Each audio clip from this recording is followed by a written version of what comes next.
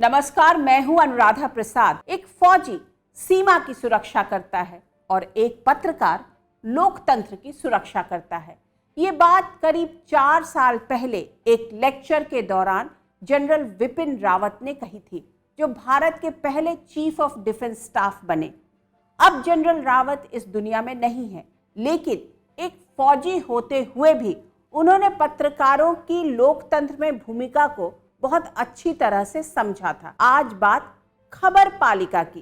कलम और कैमरे के उन सिपाहियों की बात करना भी जरूरी है जिनका भले ही सत्ता प्रतिष्ठानों से कोई नाता न हो, लेकिन मिलना जुलना रहता है, जिन्हें भले ही सरकार से कोई मदद नहीं मिलती हो, जिन्हें अपने काम के बदले कोई मेडल भी नहीं मिलता हो, जिन्हें अपने संस्थानों से बहुत मामूली तनख्वाह मिलती है, इसके बाद भी भारत निर्माण में पूरी शिद्दत से जुटे रहते हैं।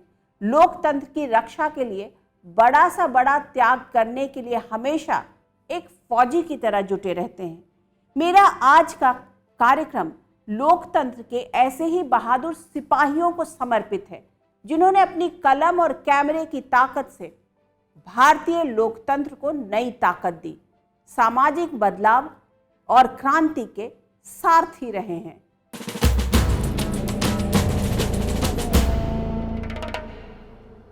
संभवतः पत्रकारिता इकलौता ऐसा पेशा है जिससे जुड़े लोग ड्यूटी को नौकरी कम और समाज सेवा ज्यादा मानते हैं। सत्ता प्रतिष्ठान से टकराना जहां मेडल की तरह माना जाता है, भारत में पत्रकारिता के पेशे को 40 साल पहले तक कैसे देखा जाता था, इसे समझाने के लिए आपको एक छोटी सी कहानी सुनाती हूँ। पूर्वांचल का एक नौजवान BHU में पढ़ाई लिखाई के बाद पत्रकार बनने का उसने फैसला किया। कुछ ही दिनों में उसे देश के एक बहुत ही प्रतिष्ठित अखबार में नौकरी भी मिल गई। बात शादी ब्याह की होने लगी। लड़की वाले लड़का देखने आए। बातचीत के दौरान लड़की वालों ने पूछा कि भाई, आपका काम तो सुबह के 2-3 घंटों में ही पूरा हो जाता होगा, उसके बाद पूरे दिन आप क्या करते हो? लड़की पक्ष में से ही किसी ने समझाया कि अब घर घर अखबार पहुंचाने का काम दूसरे लोग करते हैं, पत्रकार तो सिर्फ खबर लाता और खबर लिखता है। दरअसल आज़ादी की लड़ाई के समय अखबार छापना और लोगों तक पहुंचाना, दोनों ही काम पत्रकार करते थे। पत्रकारिता एक मिशन थी, आंदोलन था। क्रांति के लिए अखबार को मशाल की तरह देखा जाता था। भारत में पत्रकारिता की शुरुआत 1780 में जेम्स ऑगस्ट हिकी के बंगाल गजट से शुरू हुई, जो राजा राम मोहन रॉय, बाल गंगाधर तिलक, महात्मा गांधी, नेताजी सुभाष चंद्र बोस से होते हुए गुजरी। भारत में पत्रकारिता की इस धारा में समाज सुधार और अंग्रेजों से भारत को आज़ादी दिलाना सबसे ऊपर रहा। यह ब्रिटिश इंडिया में पत्रकारिता का ही प्रभाव था कि बौखलाहट में अंग्रेजों को प्रेस को कंट्रोल में करने के लिए एक के बाद एक कई कानून लाने पड़े।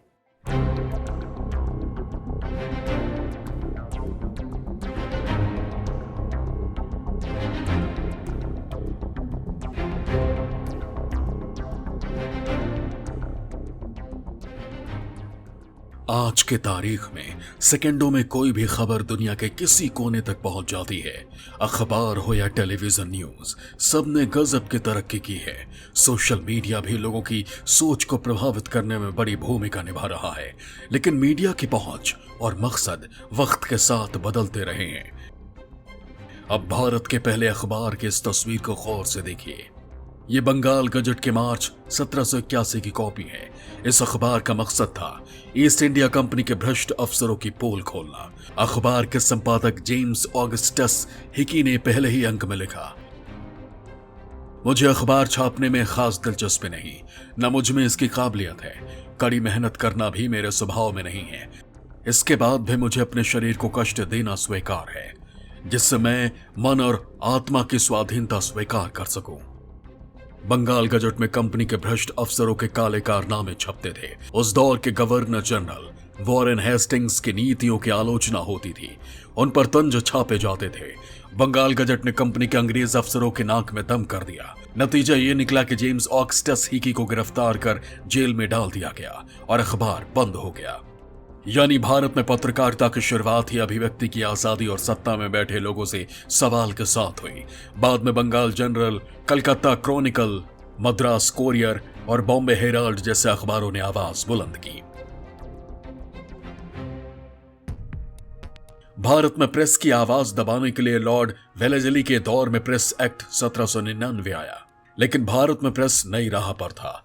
इसी दौर में राम मोहन रॉय ने फारसी में एक साप्ताहिक अखबार मिरात उल अखबार शुरू किया, जो भारत का पहला फारसी अखबार था। इसी तरह साल 1826 में पंडित जुगल किशोर शुक्ल के संपादन में उदंत मार्तंड शुरू हुआ, जिसे हिंदी का पहला अखबार माना जाता है। कंपनी सरकार ने प्रेस की आजादी पर रोक लगाने के लिए अध्यादेश जारी किया, जिसके विरोध में राम मोहन राय ने मिरात उल अखबार बंद कर दिया। अखबारों की आजादी के लिए भी उन्होंने बड़ी लड़ाई लड़ी, जिससे 1835 में अखबारों की आजादी का रास्ता खुला। राजा राम मोहन राय ने पत्रकारिता को सामाजिक सरोकारों से जोड़ दिया। भारत में खास तौर से हिंदी की जो पत्रकारिता रही और भी अन्य भाषाओं की पत्रकारिता रही, उस सब में एक बड़े आदर्शवाद का सूत्र आप सर्वत्र पाएंगे। हिंदी का जो पहला अखबार निकला, कौन सा अखबार था? कलकत्ते से, हैं? दर्शन दिग्दर्शन भी बोलते हैं, और भी कई अखबार बाद में निकलते रहे। कुछ बंगालियों ने भी अखबार निकाले। उन सब अखबारों का मुख्य लक्ष्य क्या था? भारत को स्वतंत्रता प्राप्त कराना। कई अखबार के संपादक जेल गए, कई अखबार के संपादकों ने प्रदर्शनों में मार खाई, कई संपादकों के घर के जेवर और कपड़े बिक गए, लेकिन झुके नहीं वो। अखबार एक और अंग्रेजों के खिलाफ लड़ाई को धार देने का बड़ा औजार बने, तो दूसरी ओर समाज सुधार के एजेंडे को आगे बढ़ाने लगे। पत्रकारों के तेवरों को देखते हुए ब्रिटिश इंडिया में वर्नाकुलर प्रेस एक्ट 1878 लाया गया, जिसका मकसद था स्थानीय प्रेस पर कंट्रोल करना और अखबारों में आलोचनात्मक लेख लिखने वालों को सजा देना। अंग्रेजी हुकूमत के तमाम कोशिशों और प्रतिबंधों के बाद भी भारतीय पत्रकारों का मिशन जारी रहा। बिपिन चंद्र पाल ने अंग्रेजी अखबार वंदे मातरम शुरू किया था, तो उसके संपादक बने अरविंद घोष। लेकिन जल्द ही यह अखबार अंग्रेजों की आंखों की किरकिरी बन गया और अंग्रेजी हुकूमत ने उसे बंद करवा दिया। अरविंद घोष के बड़े भाई बारिंद्र घोष के युगांतर तो क्रांति का दूसरा नाम बन गया। ये भी कोई नहीं जान पाया कि इस अखबार का संपादक कौन है। युगांतर के क्रांतिकारी विचारों और लेखों की वजह से बारिंद्र घोष को आजीवन काले पानी की सजा हुई।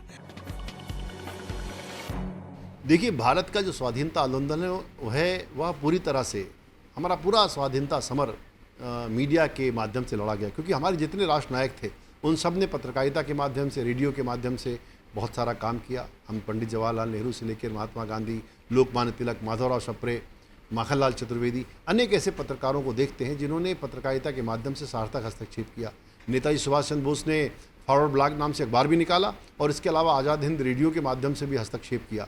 तो उस समय का जो मीडिया था उसमें एक जो मेन स्ट्रीम जो मुख्य धारा थी वो एक तरह से आज़ादी के आंदोलन के सिपाहियों की थी, जो सामाजिक मुद्दों पर सवाल उठा रहे थे, समाज सुधार की बातें भी कर रहे थे, राष्ट्रीय आंदोलन को भी गति देने का काम कर रहे थे और समाज में कैसे जनचेतना पैदा हो, समाज किस तरह से अपने मुक्ति संघर्ष में आगे बढ़े, उसको लेकर के वो काम कर रहे थे। विष्णु शास्त्री चिपलणकर और लोकमान्य बाल गंगाधर तिलक ने मिलकर मराठी में केसरी और अंग्रेजी में मराठा साप्ताहिक निकाला। दोनों अखबारों ने भारतीयों को अंग्रेजों के खिलाफ खड़ा करने में बड़ा योगदान दिया और तिलक को अंग्रेजी हुकूमत के खिलाफ लेख लिखने की वजह से सजा भी हुई। महात्मा गांधी ने भी अंग्रेजी में यंग इंडिया अखबार की शुरुआत की। जुलाई 1919 में हिंदी गुजराती में नवजीवन का प्रकाशन शुरू हुआ। गणेश शंकर विद्यार्थी ने साल 1913 में कानपुर से साप्ताहिक प्रताप शुरू किया। इस अखबार ने हिंदी को माखनलाल चतुर्वेदी, आचार्य महादेव प्रसाद द्विवेदी, बालकृष्ण शर्मा नवीन, कृष्ण पालीवाल जैसे पत्रकार दिए, तो प्रेमचंद और भगवती चरण वर्मा जैसे लेखकों को भी प्रताप अखबार ने मंच प्रदान किया। अंग्रेजों के खिलाफ आजादी की लड़ाई में बंगाल के अमृत बाजार पत्रिका का भी बड़ा योगदान रहा। इसके कई संपादकों को जेल की सजा हुई। चाहे पंडित जवाहरलाल नेहरू हों या नेताजी सुभाष चंद्र बोस, भारतीय स्वतंत्रता के ज्यादातर सेनानियों का ताल्लुक पत्रकारिता से रहा है और उन्होंने अखबारों के जरिए अंग्रेजों के खिलाफ भारतीयों को जोड़ा और अंग्रेजों को भारत छोड़ने पर मजबूर कर दिया। आजादी के समय भारत के पढ़े लिखे अंग्रेजी समझने वाले लोगों के हाथों में statesman, times of India, Pioneer, Tribune, Hindu और हिंदुस्तान टाइम्स जैसे अखबार हुआ करते थे। ये भारत के प्रमुख अखबारों की लिस्ट में शामिल थे। उस दौर में कई पत्र पत्रिकाएं भी निकलती थीं, जिनमें से ज्यादातर का ताल्लुक साहित्यकारों से था। लेकिन आज़ादी के कुछ साल पहले ही हिंदी पत्रकारिता को नई धार मिलनी शुरू हो चुकी थी। इसे आगे बढ़ा रहे थे आज, जागरण, हिंदुस्तान और नवभारत टाइम्स जैसे अखबार। स्थानीय भाषाओं की भी पत्र पत्रिकाएं लोगों की धड़ल्ले से आवाज बुलंद कर रही थी। किसी भी लोकतांत्रिक देश में एक स्वतंत्र और निष्पक्ष मीडिया की भूमिका को पंडित नेहरू अच्छी तरह से समझते थे। ऐसे में उन्होंने संसदीय लोकतंत्र की यात्रा में मीडिया की भूमिका को एक सहयात्री के रूप में देखा।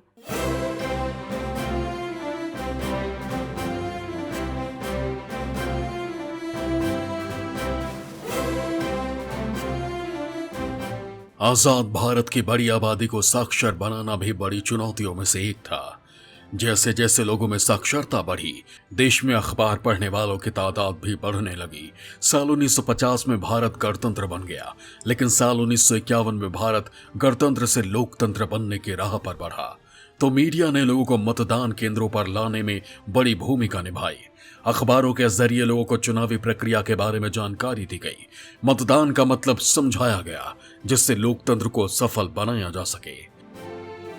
और भारत की आज़ादी के बाद भी भारत में जैसे विलक्षण पत्रकार हुए हैं, उन्होंने पत्रकारिता की महिमा को बहुत आगे बढ़ाया है। उन्होंने सिद्ध किया कि लोकतांत्रिक शासन के सिर्फ 3 ही स्तंभ नहीं, विधानपालिका, कार्यपालिका और न्यायपालिका, एक चौथा स्तंभ भी है। उसका मैंने नाम दिया है खबरपालिका, जो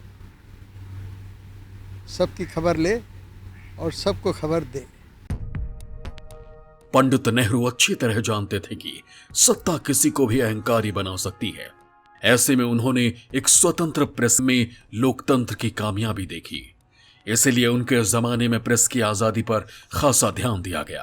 पत्रकारों से बातचीत की संस्कृति को बढ़ावा दिया गया। अखबारों के संरक्षण और मदद का एक ऐसा मैकेनिज्म बनाया गया जिससे वो स्वतंत्र होकर लोकतंत्र के सहयात्री के तौर पर काम कर सके। देखिए, किसी भी लोकतंत्र की सबसे बड़ी ज़रूरत है तो पत्रकारिता और मीडिया है। मीडिया के बिना आप किसी लोकतंत्र की कल्पना नहीं कर सकते, क्योंकि सरकार और जनता के बीच में सेतु का जो काम करता है वो मीडिया ही करता है। जन आकांक्षाएं, लोगों के सपने, लोगों के विचार आखिर सरकार तक कैसे पहुंचेंगे अगर मीडिया नहीं होगा। तो एक स्वतंत्र मीडिया किसी भी लोकतंत्र के लिए बहुत ज़रूरी है। और ये बहुत अच्छी बात है कि भारत में आज़ादी के बाद से ही मीडिया को बहुत ही सम्मान के नज़रिए से देखा गया और सभी जो हमारे राजनेता रहे उन्होंने लोकतंत्र को शक्ति देने वाली मीडिया को संरक्षित किया। स्वतंत्र पत्रकारिता को बढ़ावा देने के लिए पंडित नेहरू के दौर में दिल्ली के बहादुर शाह जफर मार्ग पर अखबारों को दफ्तर के लिए जमीन दी गई। कांग्रेस के नेशनल हेराल्ड को जमीन मिली तो कम्युनिस्ट पैट्रियाट को भी, हिंदुत्ववादी वीर अर्जुन और प्रताप को भी, तो नेहरू की नीतियों की अक्सर आलोचना करने वाले टाइम्स ग्रुप को भी। अखबारों को सस्ता कागज मुहैया करवाने से लेकर सरकारी विज्ञापनों के जरिए आर्थिक मदद के लिए भी खिड़की दरवाजे खोले गए। साल 1966 में प्रेस काउंसिल ऑफ इंडिया का गठन किया गया। भारतीय प्रेस परिषद एक चौकीदार की तरह काम करती है, जिसका मकसद है कि कोई भारतीय पत्रकार किसी भी प्रभाव से बिल्कुल स्वतंत्र रहते हुए बिना किसी भय के लोकतंत्र के चौथे स्तंभ के रूप में पूरी ईमानदारी से काम कर सके। लेकिन हर व्यवस्था में कुछ खामियां होती हैं, कुछ सवाल रह जाते हैं। कभी कभी मीडिया पर भी सवाल उठते हैं कि साल 1962 युद्ध में भारत की हार को लेकर पंडित नेहरू से तीखे सवाल नहीं पूछे गए।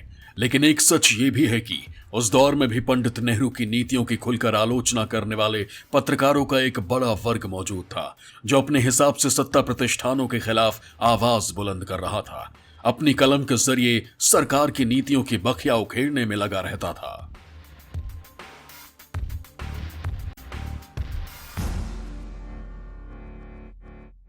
राजनीति में प्रशंसक मिलना बहुत आसान होता है, लेकिन मुंह पर आलोचना करने वाले बहुत कम। इसी तरह अफसरों का भी आलोचकों से सामना कम ही पड़ता है। लेकिन पत्रकारिता एक ऐसा पेशा है जिसके मूल में आम आदमी है, एक ऐसा शख्स सत्ता में बैठे हुक्मरानों से सवाल पूछने की हिम्मत जुटाता है, जिसके घर शाम के चूल्हा जलने की गारंटी नहीं है, जिसकी जेब में अगर चंद रुपए आ जाएं तो खुद को किस्मत वाला समझता है। लेकिन जिस पंडित नेहरू ने पत्रकारों को संसदीय लोकतंत्र के सहयात्री के तौर पर देखा, उसी पंडित नेहरू की बेटी इंदिरा गांधी के दौर में मीडिया की आज़ादी पर कैंची चली। इमरजेंसी के दौरान 250 से ज़्यादा पत्रकार नज़रबंद किए गए। कई विदेशी संवाददाताओं को देश से बाहर का रास्ता दिखाया गया, सेंसरशिप थोपी गई। लेकिन अखबारों ने लोकतंत्र की बहाली के लिए इंदिरा गांधी के तानाशाही रवैये के खिलाफ अपनी जंग जारी रखी। 25 जून 1975, बहादुर शाह जफर मार्ग, दिल्ली। दिल्ली के बहादुर शाह जफर मार्ग पर अचानक बिजली चली गई और अंधेरा छा गया। ये कोई अचानक नहीं हुआ था। पूरी प्लानिंग के साथ बहादुर शाह जफर मार्ग के किनारे खड़े अखबारों के दफ्तरों की बिजली काटी गई थी। मकसद था सुबह अखबार नहीं निकल सके, क्योंकि देश के ज्यादातर बड़े अखबारों के दफ्तर वहीं थे। दरअसल इंदिरा सरकार इमरजेंसी की खबर अपने तरीके से लोगों के बीच पहुंचाना चाहती थी। ऐसे में इमरजेंसी के दौरान मीडिया पर सेंसरशिप लागू कर दी गई। सरकार के खिलाफ कुछ भी लिखने और बोलने पर पाबंदी लगा दी गई। आपातकाल में भारत की पत्रकारिता अधः पतन की स्थिति में गिर गई थी। उन दिनों मैं नवभारत टाइम्स में था और मुझे याद है कि हम लोग जो संपादकीय लिखते थे, शास्त्री भवन में बैठे हुए अधिकारी लोग उन संपादकियों को देखते थे।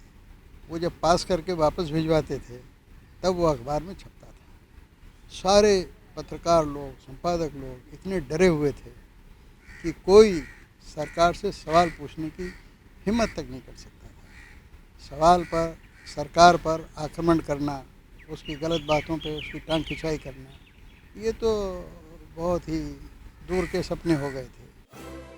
कुछ अखबारों ने आपातकाल के विरोध का नया तरीका निकाला। उन्होंने संपादकीय की जगह को खाली छोड़ दिया। इमरजेंसी के विरोध के इस तरीके के बाद तत्कालीन सूचना एवं प्रसारण मंत्री विद्याचरण शुक्ल ने संपादकों की बैठक बुलाकर उन्हें चेतावनी दी कि अगर संपादकीय की जगह खाली छोड़ी गई तो इसे अपराध माना जाएगा। खबरों को छापने से पहले सरकारी अफसरों को दिखाना जरूरी कर दिया गया। अखबारों में क्या छपेगा और क्या नहीं, ये अखबारों के संपादक नहीं, सेंसर अधिकारी तय करते थे।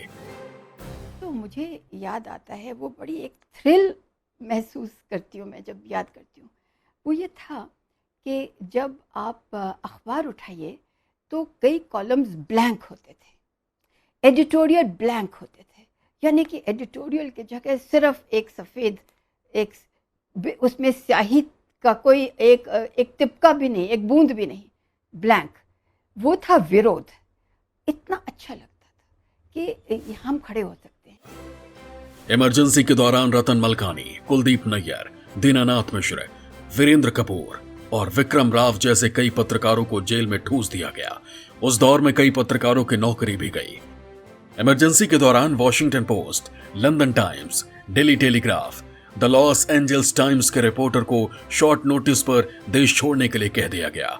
उस दौर में देश के कई अखबार और पत्रकारों ने अपना मुंह बंद रखना बेहतर समझा, तो कई लोकतंत्र के लिए आवाज बुलंद करते रहे। देखिए, आपातकाल के समय मीडिया पर सेंसर रहा, तो सेंसर को लेके मीडिया के लोग काफ़ी एलर्जिक हैं। किसी प्रकार का सेंसर, किसी प्रकार का रोकथाम मीडिया में नहीं होना चाहिए, क्योंकि अगर मीडिया की आवाज़ ही बंद कर दी जाएगी, मीडिया का गला ही घोट दिया जाएगा, तो जनता के जो प्रश्न हैं और जो एक जनता की आकांक्षाएं हैं वो सामने कैसे आ सकता है। क्योंकि जो हमें लोकतंत्र में एक अधिकार मिला हुआ है अभिव्यक्ति की आज़ादी का, वो जो हम सवाल पूछते हैं वो अपनी तरफ से नहीं पूछते, वो जनता की तरफ से पूछते हैं। इमरजेंसी खत्म होते ही मीडिया ने इंदिरा सरकार के तानाशाही रवैये और नीतियों के खिलाफ आवाज बुलंद करना शुरू कर दिया, जिससे चुनावों में कांग्रेस का सुपड़ा साफ हो गया।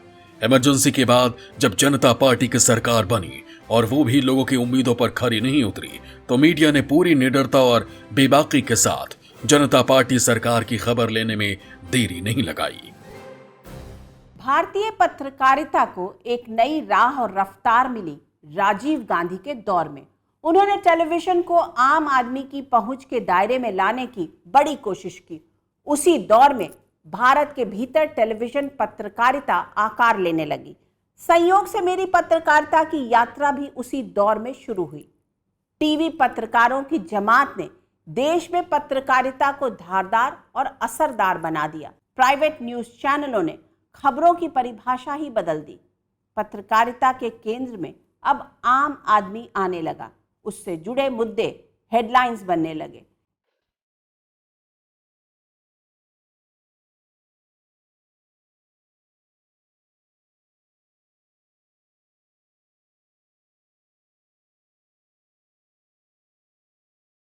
वैसे तो भारत में टेलीविजन पर न्यूज दिखाने का सिलसिला दूरदर्शन पर साल 1965 में ही शुरू हो चुका था, लेकिन खबरों और इंटरव्यूज को दर्शकों के सामने नए तरह से पेश करने का प्रयोग 1990 के दशक में शुरू हुआ। भारत में जैसे ही प्राइवेट न्यूज चैनलों को आजादी मिली, कैमरे और माइक वाली पत्रकारिता ने खबरों की परिभाषा और शैली दोनों बदल दी। सिस्टम में भ्रष्टाचार की खबरों को कैमरे पर दिखाने की होड़ शुरू हुई। रक्षा सौदों में घोटालों के पर्दाफाश के लिए तहलका ने ऑपरेशन वेस्ट एंड किया, तो तेलगी, सत्यम, कॉमनवेल्थ, शारदा चिटफंड जैसे अनगिनत घोटालों से जुड़ी खबरें कैमरे पर दिखाई गई। कि मेन स्ट्रीम मीडिया बहुत जवाबदेही के साथ काम करता है, एक जिम्मेदारी के साथ काम करता है। वहाँ पर खबरें प्रोसेस होके जाती हैं और हमको अंतर समझना पड़ेगा न्यूज़ का और जो है सूचना का। आज सूचना देने वाले लोग बहुत हैं और इस नाते वो मीडिया में समस्या खड़ी करते हैं, जबकि हमारा जो काम है मीडिया का वो खबरें देना है, न्यूज़ देना है, और न्यूज़ तभी वो न्यूज़ होगी जब वो प्रोसेस करके दी जाए। कैमरा और माइक लेकर घूमने वाले पत्रकारों ने हुक्मरानों से सवाल पूछने में जरा भी हिचक नहीं दिखाई, तो आम आदमी से जुड़े मुद्दों से भी हुक्मरानों को रूबरू करवाते रहे।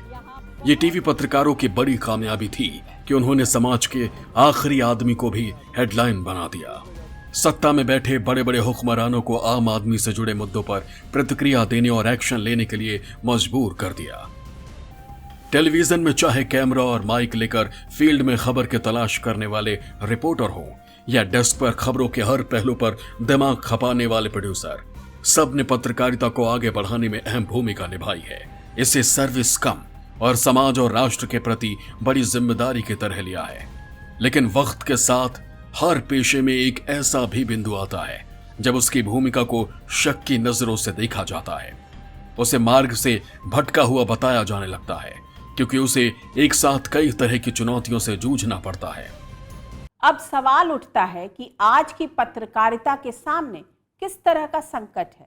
आज की मुख्य धारा की पत्रकारिता को सबसे बड़ी चुनौती सोशल मीडिया से मिल रही है। दूसरी चुनौती फेक न्यूज़ के दौर में विश्वसनीयता बनाए रखने की पैदा हो गई है। और तीसरी चुनौती गला काट प्रतियोगिता के बीच बाजार में बने रहने की है। यानी अगर अखबार है तो सर्कुलेशन के आंकड़े में बने रहने की चुनौती, और अगर टेलीविज़न न्यूज़ में है तो टीआरपी के आंकड़ों में बेहतर दिखने की चुनौती, और अगर सोशल मीडिया में है तो ज़्यादा व्यूज़ हासिल करने की चुनौती। ऐसे में सवाल उठता है कि क्या मीडिया को एक ऐसा माहौल देने की ज़रूरत नहीं है जिसमें वो उच्च आदर्शों के साथ निष्पक्ष होकर लोकतंत्र को मजबूती देने में अहम किरदार निभाता रहे। सोशल मीडिया और बाजार की चुनौतियों के बीच अपना वजूद और साख दोनों को बचाए रखे। स्मार्टफोन ने हर आदमी को अपनी बात रखने का हथियार और सोशल मीडिया प्लेटफॉर्म्स ब्रॉडकास्ट करने का मंच दे दिया है। उसे एक तरह से सिटीजन जर्नलिस्ट बना दिया है। ऐसे में हर आदमी एक ही सूचना को अपने अपने तरीके से रख रहा है। कई बार किसी खास मकसद से भी सनसनीखेज जानकारियां फैलाई जाती हैं। इससे फेक न्यूज का एक ऐसा खतरनाक दौर शुरू हो चुका है जिसमें मेन स्ट्रीम मीडिया की विश्वसनीयता पर भी संकट खड़ा हो गया है। जो मेन स्ट्रीम मीडिया है उसके बजाय जो आज की तारीख में जो एक सोशल मीडिया विकसित हुआ है, डिजिटल मीडिया विकसित हुआ है, उस पर ज़्यादा विमर्श हो रहा है। और सोशल मीडिया पे जो एक्टिविटीज़ हो रही हैं, सोशल मीडिया पे जो कुछ कहा सुना जा रहा है, उसके लिए मेन स्ट्रीम मीडिया जिम्मेदार नहीं है। कई बार सोशल मीडिया पे होने वाली चर्चाओं को, वहाँ पर दी जा रही फेक न्यूज़ को, हेट न्यूज़ को हम मेन स्ट्रीम मीडिया का हिस्सा मान लेते हैं। सोशल मीडिया के दौर में न्यूज को एक कमोडिटी की तरह देखने की नई परिपाटी तेजी से बढ़ी है, जिसमें खबरों को दर्शकों की पसंद और मिजाज के हिसाब से पेश करने की होड़ लगी है। इसमें व्यूज की चिंता सबसे ऊपर रहती है। इस बात की चिंता करने वाले गिनती के बचे हैं कि पोर्टल पर परोसी जाने वाली खबर गलत है या सही। ऐसे में मुख्य धारा की मीडिया के सामने बड़ी चुनौती खबरों को लेकर विश्वसनीयता को किसी भी कीमत पर बचाए रखने की है। दूसरी, सोशल मीडिया को भी सही यात्री मानते हुए उसके अंदर की कमियों को दूर करने की जरूरत है।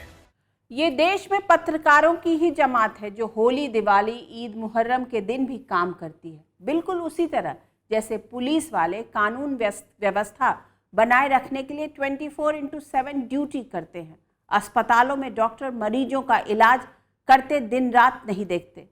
किसी संकट की स्थिति में सरकार के साथ मिलकर लोगों को जागरूक करने की मुहिम में पत्रकार जुट जाते हैं। मसलन कोरोना काल में पत्रकारों ने अपनी जिंदगी दांव पर लगाकर लोगों को जागरूक करने का प्रयास किया, लोगों से दर्द का रिश्ता जोड़ते रहे और महामारी से जल्द उबरने के लिए प्रेरित करते रहे। इस दौरान कई पत्रकारों की जान भी गई जो एक गुमनाम कर्मयोगी की तरह अपने फर्ज पर फना हो गए। चाहे प्रिंट हो या इलेक्ट्रॉनिक मीडिया, खबरों के जरिए समाज में बदलाव का गिलहरी प्रयास हमेशा चलता रहता है, क्योंकि मीडिया से जुड़ा शख्स सिर्फ नौकरी करने या पैसा कमाने के मकसद से इस पेशे में नहीं आता। उसका मकसद कलम या कैमरे से लोकतंत्र और संवैधानिक संस्थाओं को मजबूती देना भी होता है। मीडिया से जुड़ा शख्स सिर्फ और सिर्फ आज़ादी चाहता है, बोलने की, लिखने की, अपनी बात कहने की। फिर मिलेंगे किसी ऐसे मुद्दे के साथ जिसे जानना और समझना हम सब के लिए बहुत ज़रूरी होगा। तब तक के लिए मुझे दीजिए इजाज़त। निष्पक्ष खबर, सटीक विश्लेषण और अपने हक से जुड़े मुद्दों के लिए आप देखते रहिए न्यूज़ 24। नमस्कार।